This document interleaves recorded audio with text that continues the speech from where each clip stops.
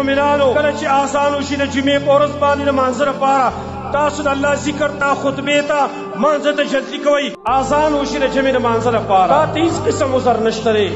بهر ناستې په روډ کې ناستې یا په بازار کې په بل ځای کې ناستې یا د جومات په خوا کې یا په کور کې هلته ناستې او آواز کېږي حی علی الصلاة حی علی الفلاح او ته په کور کې ناستې یا د مسجد په خوا کې یا په سړک کې په دکان کې ناستې نه راځې مسجد ته دا هم ښکاره ګناه ده. ولې ښکاره ګناه ده؟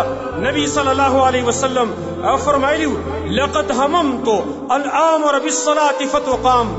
کله زه قصد وکم چې حکم وکم چاته چې هغه جمع وکړي مونځ ودرې او جمع وکړي او بیا څه خلک چې هغوی په خپلو کورونو کې ناست لا یشهدون الصلاة او مانځه ته نه حاضرېږي فاحرق علیهم بیوتهم چې زه پې دا کورونه وسوځم.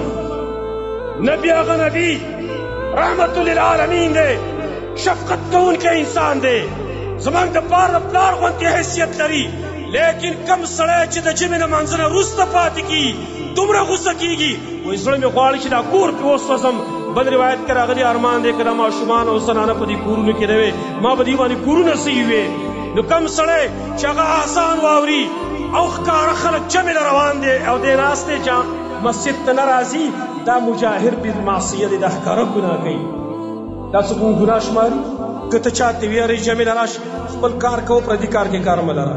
دا خلک وایي که نه وایي دا زما سره کار نشته، دا زما خپل اسلام دی خپل ایمان دی زما قبر کې ته نه څملي. دومره ښکاره په دې ګناه باندې زړه ور ورځي. بلکې را دا هم پکې ده د جمعې د مانځه نه خلک وروسته پاتې کېږي. د جمعې د مانځه نه خلک وروسته پاتې کېږي.